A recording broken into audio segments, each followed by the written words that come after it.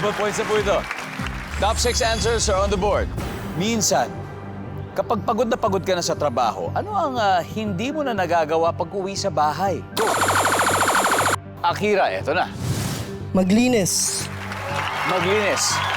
Ng bahay. Ng bahay. Maglinis. Nandyan ba yan? Okay, nandyan. Jeremy, minsan pag sobrang pagod ka na sa trabaho, ang hindi mo nagagawa pag uwi sa bahay ay? Kumain.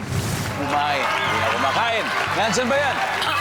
Uy, mas mataas Akira, pass or play? Play! O tara, let's play round 3. Papasan na. Okay, imagine mo, Amiki, minsan pag sobrang pagod ka na sa trabaho, galing sa concert siguro, ano ang hindi mo na nagagawa pag uwi sa bahay? Maligo. Tama! Tama! Tama! Aligo.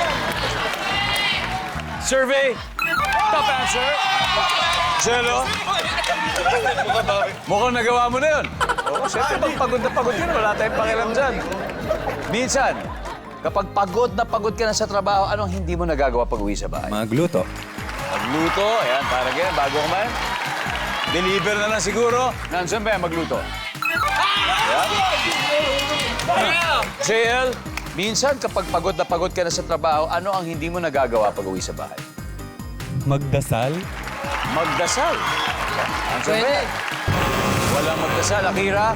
Minsan pagod na pagod ka na sa trabaho, ano ang hindi mo na nagagawa pag uwi sa bahay? Magpalit ng damit. Survey? Wala rin. Horizon, stand by, stand by. Miggy, minsan, pag pagod na pagod ka na sa trabaho, hindi mo na nagagawa to pag uwi sa bahay. Miggy. Maglaro.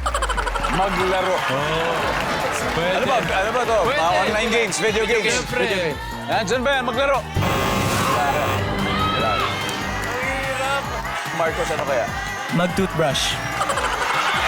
Toothbrush, Jeremy. Maghilamos. Maghilamos, Kim. Magtanggal ng sapatos. Magtanggal ng sapatos. Vinci, again, minsan pag pagod na pagod ka na sa trabaho, ano hindi mo na nagagawa pag uwi sa bahay? Mag-toothbrush. Mag-toothbrush survey. Sabay-sabay nga natin tignan. Nandiyan ba yan?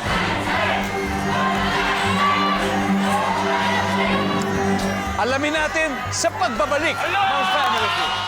Nagbabalik po ang Family Feud. So kanina, bago nag-break, tinanong natin ang Horizon. So pag pagod na pagod ka na sa trabaho, ano ang hindi mo nagagawa pag uwi sa bahay? At ang sabi nila ay mag-toothbrush.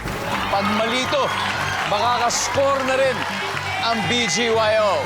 Pero pag tama, lalong lalamang. Nandiyan ba ang toothbrush? Survey says...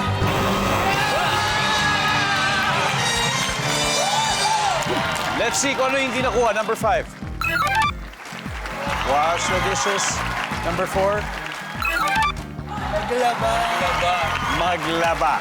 Matapos ang 3 rounds, Horizon leads with 140. Pero ang BGYO naman may 116 points.